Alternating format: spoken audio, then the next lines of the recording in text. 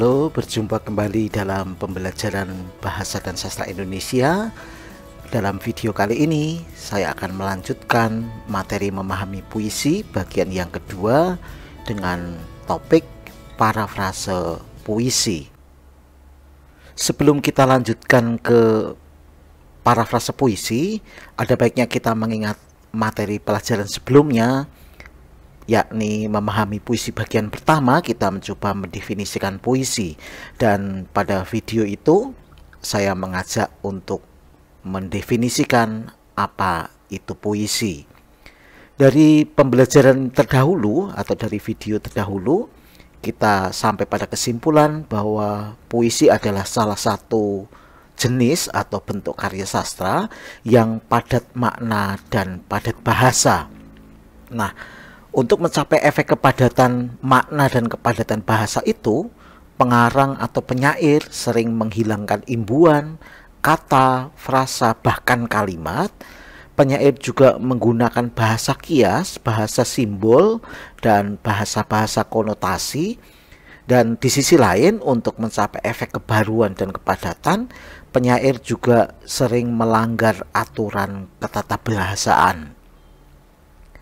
Nah, dalam pembelajaran itu kita juga memahami ada dua cara memahami puisi.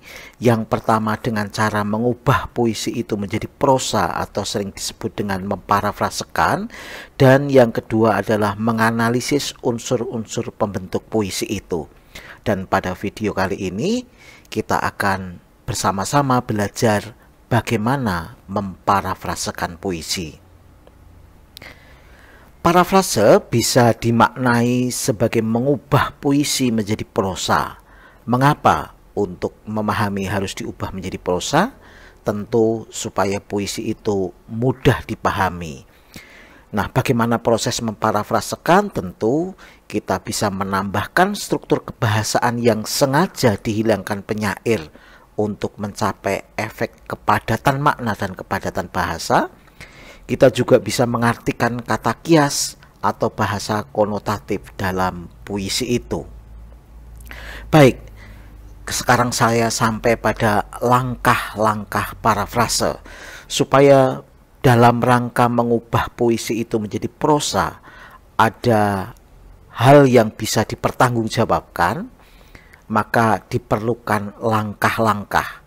Langkah yang pertama adalah kita perlu membaca puisi itu secara cermat dan mengelompokkan isi puisi itu menjadi beberapa bagian, tentu sesuai dengan isi puisi. Yang kedua, kita bisa menambahkan struktur kebahasaan yang sengaja dihilangkan pengarang, dan penambahan unsur struktur kebahasaan ini harus disesuaikan dengan isi tiap bagian yang sudah kita lakukan pada langkah pertama. Sementara langkah ketiga adalah kita mengartikan bahasa kias. Tentu saja dalam mengartikan bahasa kias ini perlu disesuaikan dengan konteks tiap bagian. Maka dari sini langkah pertama menjadi langkah yang penting. Sementara langkah yang keempat, setelah kita mencoba menambahkan struktur kebahasaan dan mengartikan kata kias, langkah keempat adalah mengubah puisi itu menjadi prosa dengan memperhatikan tiap bagian yang sudah kita lakukan pada langkah pertama. Dan langkah yang terakhir adalah memaknai atau mengartikan atau menyimpulkan makna puisi itu. Dengan kata lain, ada 5 langkah parafrase yang bisa kita lakukan. Mari kita coba contoh puisi Doa karya Chairil Anwar ini kita ubah menjadi prosa dengan langkah-langkah sebagaimana tadi sudah diuraikan. Jika kita perhatikan, puisi Doa karya Chairil Anwar ini terdiri dari 8 bait. Mari kita coba baca. Doa. Bisa dipahami bahwa ini aku penulis atau aku lirik dalam puisi ini sedang berdoa. Nah, dalam doanya itu dikatakan, Tuhanku, dalam termangu aku masih menyebut namamu. Ini pada bagian yang pertama atau bait yang pertama.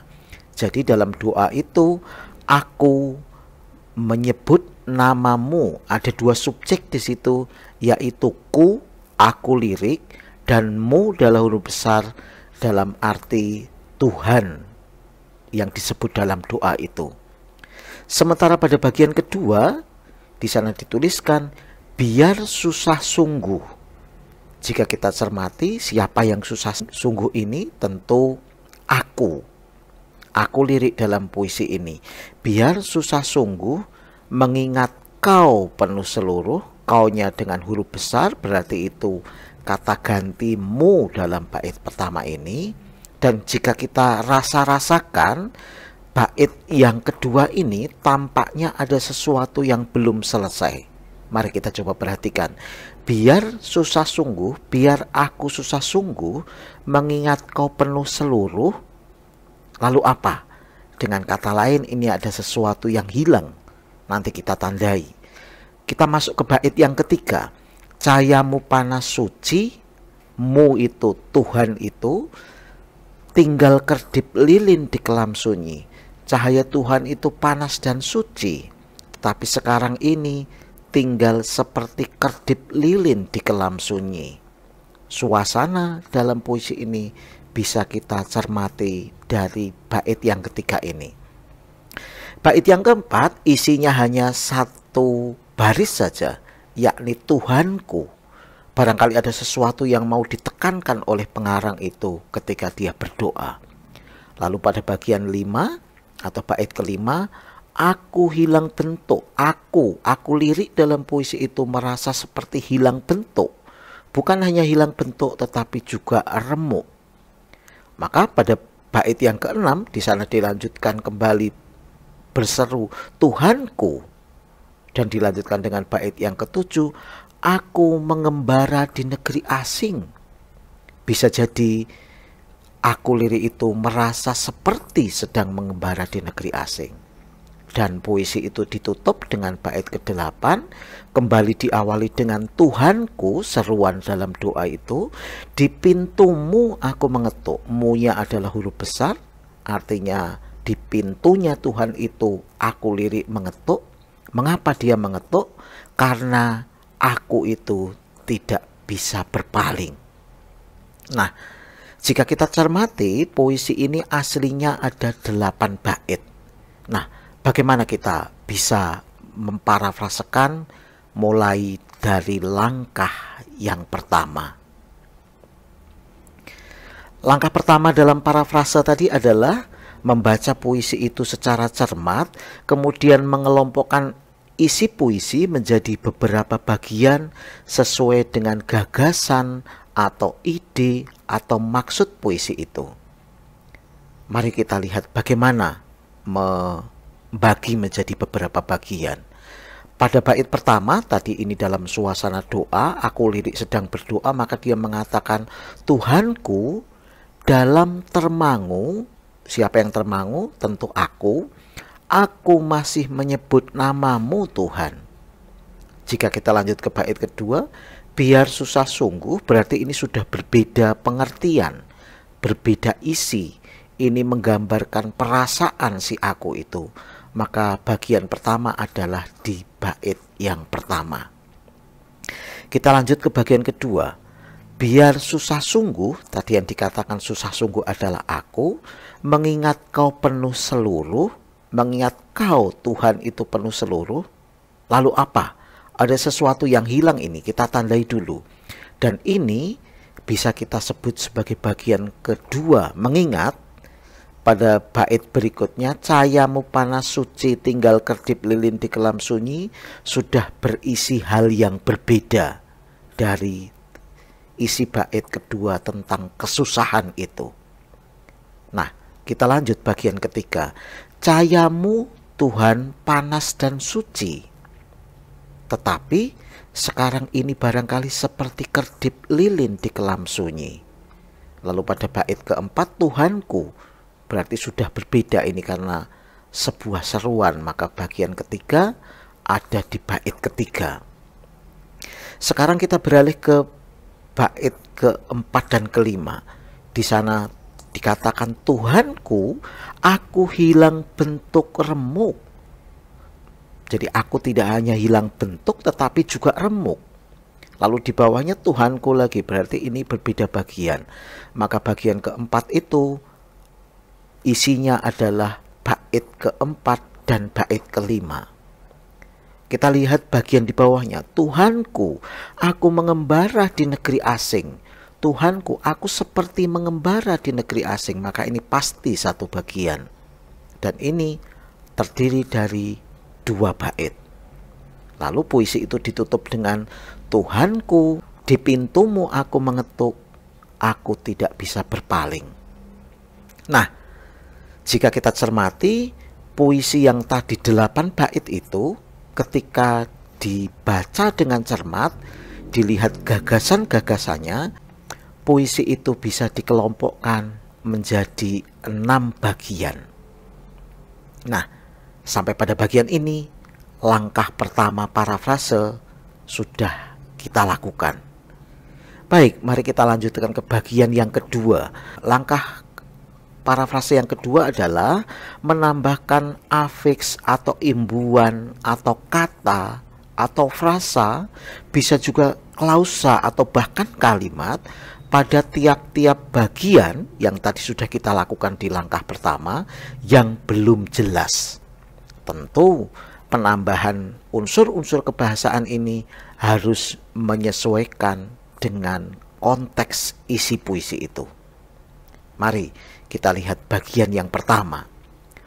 Tuhanku, dalam termangu aku masih menyebut namamu. Tadi sudah dikatakan ada 2 subjek di sini, yakni ku, aku lirik, dan mu, Tuhan, karena di situ huruf besar. Nah, bagaimana menambahkan ini? Tuhanku, dalam termangu. Siapa yang termangu? Tentu aku. Dalam ketermanguan itu, aku lirik masih menyebut nama Tuhan. Maka kalau ditambahkan, bisa ditambahkan dengan Tuhanku dalam ketermanguanku, menjadi sebuah pernyataan atau kata benda. Tentu yang perlu diperhatikan, kita harus selektif, harus berhati-hati dan harus cermat ketika menambahkan unsur kebahasaan supaya makna puisi itu tidak berubah. Pada bagian kedua, di sana tertulis, biar susah sungguh mengingat kau penuh seluruh. Tadi kita sudah sampai pada ini, ada sesuatu yang belum selesai. Maka bagaimana cara kita menambahkan? Biar susah sungguh. Siapa yang susah? Tentu aku. Kapan? Tentu sekarang ini ketika dia berdoa itu. Maka di situ bisa ditambahkan, biarpun untuk datang kepadamu, untuk berdoa kepadamu itu susah sungguh, lalu mengingat kau penuh seluruh.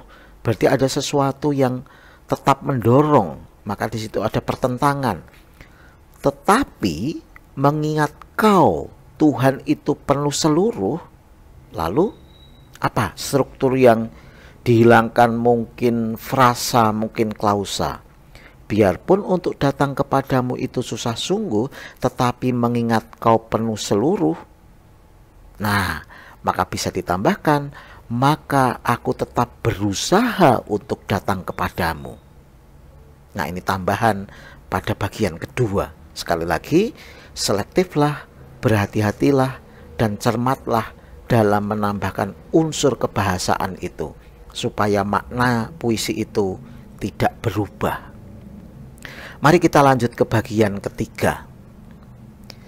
Cahayamu panas suci. Cahaya Tuhan itu panas dan suci. Cahaya Tuhan yang panas dan suci itu tinggal kedip lilin di kelam sunyi. Berarti itu ada sebuah pertentangan, ada hal yang bertolak belakang. Maka kita bisa menambahkan, cahayamu Tuhan panas dan suci. Nah, lalu pertentangannya seperti apa? Tetapi sekarang ini tinggal seperti kedip lilin di kelam sunyi. Jadi cahaya Tuhan yang panas dan suci itu sekarang ini seperti kedip lilin di kelam sunyi. Artinya hanya kecil sekali. Baik, lalu kita lanjut ke bagian keempat. Bagian keempat tadi, Tuhanku, aku hilang bentuk. Bukan hanya hilang bentuk, tetapi juga remuk. Nah, apa yang bisa kita tambahkan? Tuhanku, di hadapanmu aku seperti kehilangan bentuk. Karena kehilangan bentuk ini sebuah kata kias. Maka bisa ditambahkan dengan kata seperti kehilangan bentuk. Bukan hanya kehilangan bentuk, ada penegasan kembali, remuk. Maka di situ ada kata hubung yang setara, sejajar, dan remuk. Maka tambahannya menjadi Tuhanku, di hadapanmu aku seperti kehilangan bentuk dan remuk. Nah, kita lanjut lagi bagian kelima. Si aku lirik kembali mengungkapkan, Tuhanku, aku mengembara di negeri asing.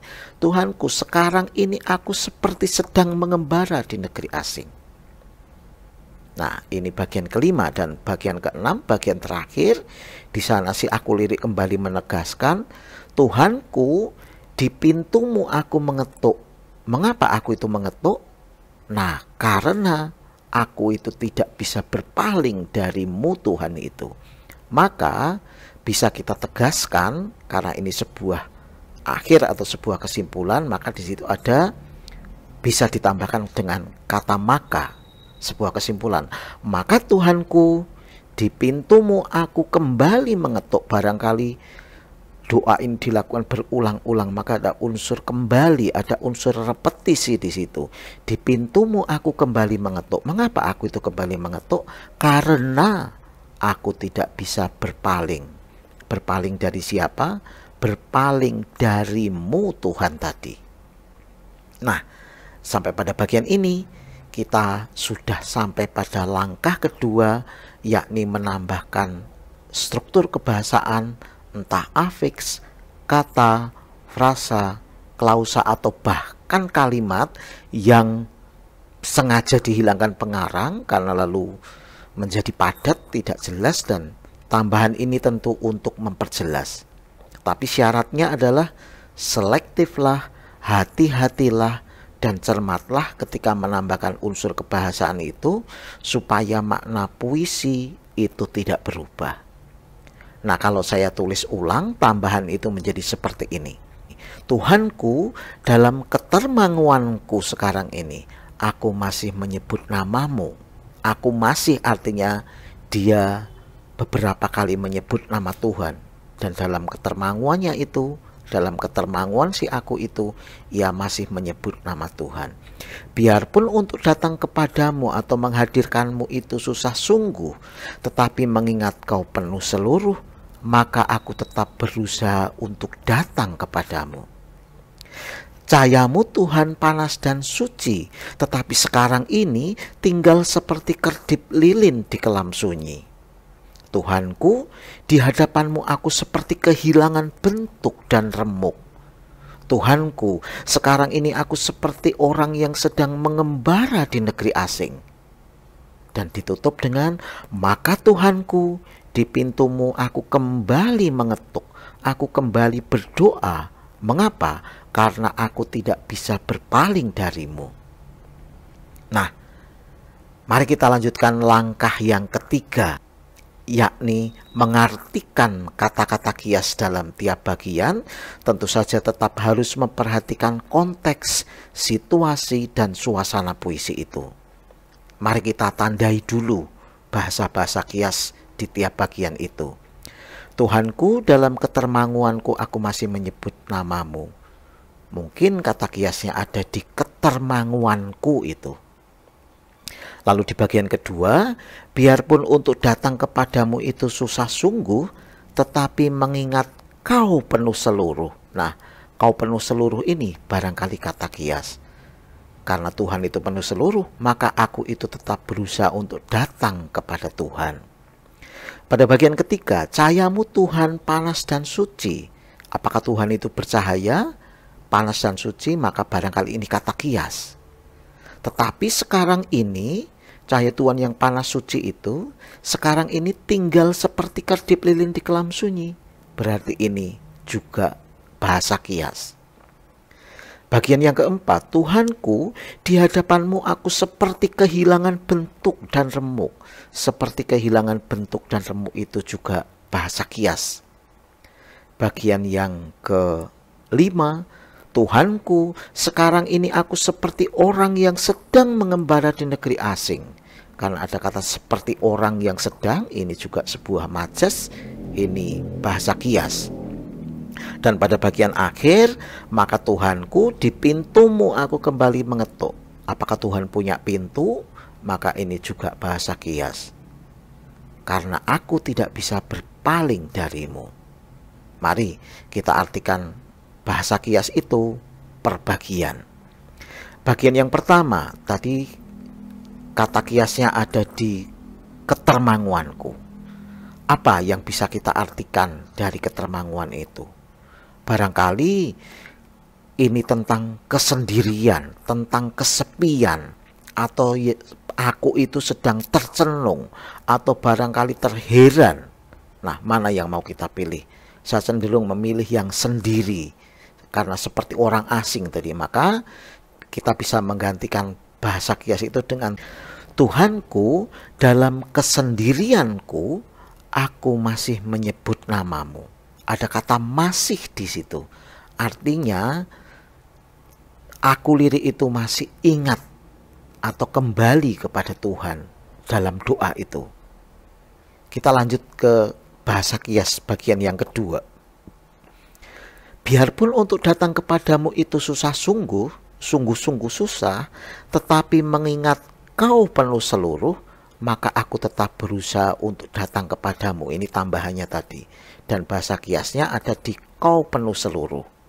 Apa artinya Tuhan itu penuh seluruh? Tuhan itu tidak kurang suatu apa. Nah, barangkali tambahannya menjadi biarpun untuk menghadapmu itu susah sungguh, tetapi mengingat kau itu maha kuasa, maha sempurna, penuh seluruh, maka aku tetap berusaha untuk datang kepadamu. Kita lanjut ke bagian berikutnya. Cahayamu Tuhan panas dan suci, tetapi sekarang ini tinggal seperti kerdip lilin di kelam sunyi. Bahasa kiasnya ada di cahaya Tuhan yang panas dan suci, juga sekarang ini tinggal seperti kerdip lilin di kelam sunyi. Bagaimana kita mau mengartikan kata kias ini? Nah, cahaya Tuhan yang panas suci itu barangkali kita bisa menggantinya dengan kekuasaanmu Tuhan, kasihmu Tuhan, itu panas dan suci, menyemangati, menghangatkan dan suci. Tetapi sekarang ini tinggal kecil sekali, tinggal seperti kerdip lilin di kelam sunyi, tinggal kecil sekali dalam kesendirian aku lirik itu. Nah, pada bagian berikutnya, Tuhanku, di hadapanmu aku seperti kehilangan bentuk dan remuk. Apa makna kehilangan bentuk dan remuk itu? Nah, tentu ini bahasa kias. Mari kita artikan. Tuhanku, di hadapanmu aku sungguh tidak berarti apa-apa. Hilang bentuk, tidak berarti apa-apa. Dan remuk, sudah penuh dengan dosa. Maka si aku itu berdoa pada Tuhan. Maka tambahannya atau arti kata kias ini bisa kita artikan dengan Tuhanku, di hadapanmu aku sungguh tidak berarti apa-apa dan penuh dosa. Masih ditambah dengan bagian berikutnya, merasa berdosa dan ini seperti orang asing. Tuhanku, sekarang ini aku seperti orang yang sedang mengembara di negeri asing. Apa yang bisa kita artikan dari seperti orang yang sedang mengembara di negeri asing ini? Barangkali kita bisa memaknai Tuhanku, sekarang ini aku seperti orang asing, aku orang yang sendiri, aku orang yang kesepian. Maka si aku lirik itu berdoa pada Tuhan. Dan puisi ini ditutup dengan bagian akhir, maka Tuhanku, di pintumu aku kembali mengetuk. Ini bahasa kias. Mengapa? Karena aku tidak bisa berpaling darimu. Mari kita artikan, maka Tuhanku, di hadiratmu aku kembali menghadap. Dalam doa itu, karena aku tidak bisa berpaling, aku tidak bisa lari daripadamu. Nah, sampai pada bagian ini kita sudah mengartikan kata-kata kiasnya. Nah, kalau kata kias itu lalu kemudian kita ubah menjadi prosa dalam langkah keempat, dan pengubahan ini tentu saja sesuai dengan tiap bagian, maka kita bisa menulisnya begini. Bagian yang pertama, Tuhanku, dalam kesendirianku aku masih menyebut namamu. Bagian kedua, biarpun untuk menghadapmu itu susah sungguh, tetapi mengingat Kau maha kuasa, Kau maha sempurna, maka aku tetap berusaha untuk datang kepadamu. Mengapa dia mengatakan berusaha? Karena itu susah. Untuk menghadap Tuhan itu susah. Pada bagian ketiga, kekuasaanmu Tuhan, kasihmu Tuhan itu menyemangati atau menghangatkan dan suci. Tetapi sekarang ini tinggal kecil sekali dalam kesendirianku. Bagian keempat, Tuhanku, di hadapanmu aku sungguh tidak berarti apa-apa dan penuh dosa. Bagian kelima, Tuhanku, sekarang ini aku seperti orang asing. Aku orang yang tersendiri, seperti terasing. Maka, Tuhanku, di hadiratmu aku kembali menghadap dalam doa itu, karena aku tidak bisa berpaling, karena aku tidak bisa lari daripadamu. Nah, ini bentuk prosanya. Maka, sampailah kita pada langkah kelima, yakni mengartikan puisi yang sudah kita prosakan tadi. Nah, saya mencoba mengartikan begini. Puisi doa karya Chairil Anwar ini memiliki makna bahwa penyair sedang mengalami kesusahan, sedang mengalami kesendirian, sedang mengalami keterasingan, maka ia berdoa pada Tuhan. Meskipun untuk menghadirkan Tuhan itu susah sungguh, bisa jadi karena perasaan bersalah yang besar, karena merasa berdosa yang besar, tetapi aku lirik tetap berusaha untuk berdoa atau datang kepada Tuhan. Ini makna yang bisa kita simpulkan dari puisi ini. Atau dengan kata lain, puisi ini menunjukkan keimanan atau kepercayaan aku lirik. Karena dalam hal ini Chairil Anwar sebagai pengarang, maka puisi ini menunjukkan keimanan, kepercayaan Chairil akan kemahakuasaan Tuhan. Dan itu dirangkum dalam sebuah judul namanya doa. Sehingga dalam puisi doa ini Chairil merasa kecil, dia kembali kepada Tuhan karena dia sendiri, dia sedang susah. Dan lewat cara itu kita bisa mengetahui keimanan atau kepercayaan aku lirik akan kemahakuasaan Tuhan. Nah, sampai di sini pembelajaran kita hari ini dalam memparafrasekan atau mengubah puisi itu menjadi prosa. Kita bertemu kembali dalam pembelajaran berikutnya, dan sebelum saya menutup video ini, saya akan kembali mengingatkan langkah-langkah parafrase.